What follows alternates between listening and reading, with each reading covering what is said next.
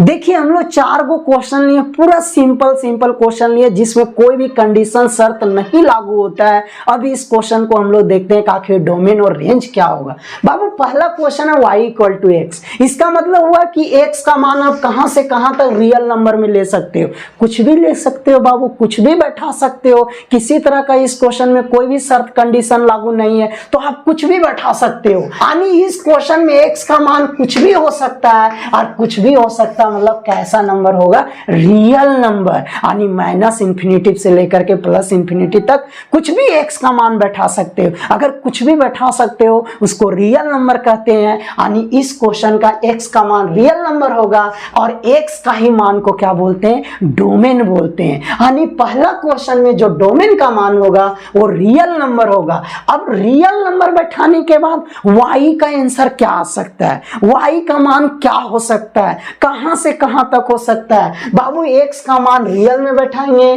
तो आंसर भी क्या चीज में आएगा, यानी y का भी मान कैसा आएगा, रियल नंबर। यानी इस क्वेश्चन का रेंज का आंसर कैसा होगा, रियल नंबर। अरे रियल नंबर का मतलब माइनस इंफिनिटी से लेकर के प्लस इंफिनिटी तक। यानी पहला क्वेश्चन का डोमेन भी रियल नंबर होगा, रेंज भी कैसा होगा, रियल नंबर होगा। ये भी बड़ी आसान क्वेश्चन है। यानी इसमें भी x का मान आप कुछ भी बैठा सकते हो, तो इस क्वेश्चन का भी डोमेन क्या होगा, रियल नंबर। अब x का मान अगर आप कुछ भी बैठा सकते हो रियल नंबर में, तो इस क्वेश्चन में y का भी मान कैसा आएगा, रियल नंबर। यानी इस क्वेश्चन का रेंज आपका कैसा होगा, अरे रियल नंबर होगा, कैसा होगा, रियल नंबर। तीसरा क्वेश्चन में भी कोई कंडीशन शर्त नहीं है, आप x का मान कुछ भी बैठा सकते हैं, प्लस माइनस कुछ भी, यानी माइनस इंफिनिटी से प्लस इंफिनिटी तक। तो तीसरा का भी डोमेन रियल नंबर होगा। और अगर आप कुछ भी मान बैठाइएगा x का, तो y का भी मान कुछ भी हो सकता है, यानी रेंज भी इसका रियल नंबर होगा। तो तीसरा नंबर में डोमेन और रेंज ये दोनों कैसा नंबर आएगा, रियल नंबर। कैसा नंबर आएगा, रियल नंबर। यानी माइनस इंफिनिटी से प्लस इंफिनिटी। बाबू चौथा क्वेश्चन देखो, चौथा क्वेश्चन में क्या इस तरह का कोई क्वेश्चन में कंडीशन शर्त लागू होता है क्या, अरे नहीं लागू होता है, अरे नहीं लागू होता है, नहीं लागू होता। हम बोल रहे हैं ना, जान लो, अगर समीकरण टाइप का क्वेश्चन लिखा रहेगा, सीधा क्वेश्चन लिखा हुआ है, सब पावर में लिखा हुआ है, कोई कंडीशन शर्त नहीं, कुछ भी शर्त नहीं लागू होगा, रियल नंबर सब होगा x का मान, और रेंज भी रियल नंबर में होगा। यानी x का भी मान रियल नंबर और y का भी मान रियल नंबर। कब, जब पूरा सीधा लिखा हो, सब x में हो, पूरे का पावर पॉजिटिव इंटीजर लिखा हो, रियल नंबर होगा, रेंज भी डोमेन भी। यानी इस क्वेश्चन में डोमेन भी कैसा नंबर, रियल नंबर, और रेंज भी कैसा नंबर होगा बाबू,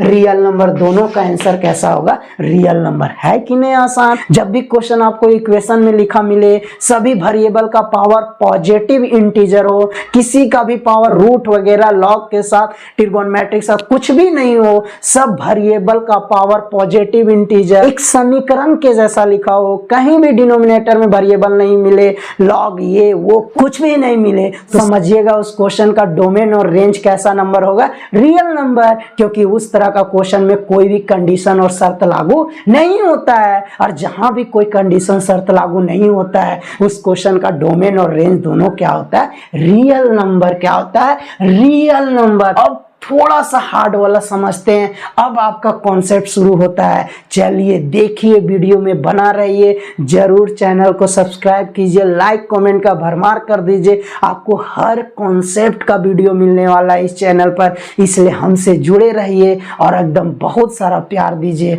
और सपोर्ट बनाए रखिए। चलिए अब थोड़ा सा हम लोग हार्ड की ओर बढ़ते हैं और इस तरह का क्वेश्चन का डोमेन और रेंज निकालने के लिए सीखते हैं। चलिए शुरू करते हैं। देख लीजिए, इस तरह का क्वेश्चन है। सभी क्वेश्चन में वेरिएबल क्या लिखा हुआ है, बट्टा में लिखा हुआ। क्या लिखा हुआ है, बट्टा में लिखा हुआ है। और बाबू कोई भी क्वेश्चन में वेरिएबल बट्टा में रहता है ना, तो वहां कंडीशन और शर्त लागू होता है। क्या कंडीशन शर्त लागू होता है, चलिए समझते हैं। बाबू हम लोग पहले जानते हैं कि कोई भी संख्या बट्टा में लिखा रहता है ने, तो नीचे वाला यानी डिनोमिनेटर का मान, यानी हर का मान कभी भी जीरो नहीं होना चाहिए। हर का मान कभी भी जीरो जीरो नहीं होना चाहिए। तो हम लोग जानते हैं, बहुत पहले से पढ़ते आ रहे हैं, बहुत अच्छे तरीके से हम लोग जानते हैं कि कभी भी कोई संख्या बटा में लिखा हो, परिमेय संख्या परिभाषा में भी पढ़े हो कि कभी भी कोई संख्या p बटा q के रूप में लिखा हो तो q का मान कभी भी जीरो नहीं होना चाहिए। नीचे वाला मान कभी भी जीरो नहीं होना चाहिए, क्योंकि नीचे का मान, डिनोमिनेटर का मान, हर का मान अगर जीरो हो जाए तो वो संख्या ही क्या हो जाता है, अपरिभाषित हो जाता है, जिसका कोई भी मतलब नहीं है। तो कभी भी कोई क्वेश्चन में अगर वेरिएबल डिनोमिनेटर में लिखा हो, नीचे लिखा हो, हर में लिखा हो, तो इसका मतलब नीचे का मान जीरो नहीं होना चाहिए। इसका मतलब वेरिएबल का वैसा मान नहीं बैठा दो कि नीचे जीरो हो जाए, और नीचे जीरो हो जाए तो वो मान आपका क्या हो जाएगा, अपरिभाषित हो जाएगा। पूरे क्वेश्चन का मान क्या हो जाएगा, अपरिभाषित हो जाएगा। तो जब भी डोमेन और रेंज का क्वेश्चन मिले और उस क्वेश्चन में डिनोमिनेटर में वेरिएबल लिखा हुआ मिले तो गौर कीजिएगा कि x का मान आपको वैसा मान नहीं लेना है, x का मान आपको वो मान नहीं लेना है जिससे डिनोमिनेटर का मान जीरो हो जाए, जिससे डिनोमिनेटर का मान क्या हो जाए, जीरो हो जाए। केवल आपको ये ध्यान में रखना है कि आपको वैसा मान नहीं लेना है x का जिससे डिनोमिनेटर जीरो हो, क्योंकि डिनोमिनेटर जीरो कभी भी नहीं होता है। तो वैसा मान नहीं लेंगे, बाकी बात आप कुछ भी ले सकते हैं, फ्री है, तो वैसा मान नहीं लेंगे तो वो मान को हटा देंगे रियल नंबर से, यानी उस क्वेश्चन का डोमेन का आंसर हो जाएगा रियल नंबर। और जो जो मान नहीं होगा, जिस मान से डिनोमिनेटर जीरो हो जाएगा, उसको मान को घटा देंगे रियल नंबर में और उस क्वेश्चन का क्या निकल जाएगा, डोमेन निकल जाएगा। उसके बाद उसका रेंज निकालने के लिए सीखेंगे। देखिए पहला क्वेश्चन में नीचे क्या है, x है। बाबू कभी भी नीचे वेरिएबल हो उसका मान जीरो नहीं होना चाहिए। तो x का मान जीरो नहीं होना चाहिए, क्योंकि x का मान जीरो लेंगे या परिभाषित घोषित हो जाएगा। तो इसका मतलब इस क्वेश्चन में x का मान आप कुछ भी ले सकते हो, बशर्ते आप जीरो नहीं ले सकते हो। इसका मतलब बाबू इस क्वेश्चन का जो डोमेन का आंसर होगा सो रियल नंबर होगा, लेकिन रियल नंबर में जीरो नहीं होगा। जीरो को छोड़ करके तो इस क्वेश्चन का डोमेन का जो आंसर होगा सो रियल नंबर में माइनस कर देंगे कौन सा संख्या को, जीरो को, क्योंकि x का मान कभी भी जीरो नहीं हो सकता है। बात समझ में आ रहा है क्या बोल रहे हैं, समझ में आया बात क्या बोल रहे हैं। यानी इस क्वेश्चन का जो डोमेन होगा सो रियल नंबर होगा लेकिन जीरो नहीं होगा, क्योंकि कभी भी डिनोमिनेटर का मान जीरो नहीं होना चाहिए। तो किसके कारण नीचे जीरो हो जाएगा x का मान, जीरो के कारण। अब आ जाइए दूसरा क्वेश्चन में भी डिनोमिनेटर में लिखा हुआ वेरिएबल, डिनोमिनेटर का मान कभी भी जीरो नहीं। देखिए शर्त लागू हुआ कि नहीं, यही सब शर्त वाला क्वेश्चन हुआ। डिनोमिनेटर में कभी भी मान जीरो नहीं होना चाहिए, यानी x माइनस 1 कभी भी जीरो नहीं होना चाहिए। ये जीरो नहीं होना चाहिए, इसका मतलब x का मान 1 कभी नहीं होना चाहिए। अगर हम 1 बैठा देंगे जीरो हो जाएगा कि नहीं। 1 को छोड़ करके आप कुछ भी x का मान बैठा सकते हो। यानी इस क्वेश्चन का अगर हम डोमेन का बात करें, अगर इस क्वेश्चन का हम डोमेन का बात करें तो रियल नंबर होगा लेकिन 1 खाली नहीं होगा, यानी रियल नंबर में 1 को क्या करेंगे, घटा देंगे। यानी इस क्वेश्चन का जो डोमेन का आंसर होगा रियल नंबर -1 होगा। 1 इसलिए नहीं होगा क्योंकि 1 के कारण नीचे वाला जीरो हो जाएगा। और कभी भी नीचे अगर वेरिएबल लिखा हो जीरो नहीं आना चाहिए, जिसके कारण जीरो आ रहा है वो मान कभी भी नहीं लेना है आपको, वो मान कभी भी डोमेन का नहीं होगा। इसका मतलब 1 इसका मान कभी भी नहीं होगा x का। इसका मतलब इस क्वेश्चन का डोमेन का आंसर होगा सभी रियल नंबर लेकिन 1 को छोड़ करके, यानी रियल नंबर -1 होगा डोमेन का फाइनल आंसर। अब आ जाइए तीसरा क्वेश्चन में भी वेरिएबल नीचे में लिखा हुआ है और हम लोग जानते हैं नीचे का मान कभी भी जीरो नहीं होना चाहिए। इसका मतलब x का मान -2 कभी नहीं होना चाहिए, क्योंकि -2 बैठा देंगे नीचे वाला जीरो हो जाएगा। इसका मतलब x का मान कभी भी -2 नहीं लेना है। इसका मतलब डोमेन में कभी भी -2 नहीं आएगा। कुछ भी आप लीजिए, कुछ भी लेकिन -2 आपको नहीं लेना है। यानी इस क्वेश्चन का डोमेन का आंसर कितना होगा, रियल नंबर में -2 केवल नहीं होगा, यानी रियल नंबर माइनस में -2 को घटा देंगे।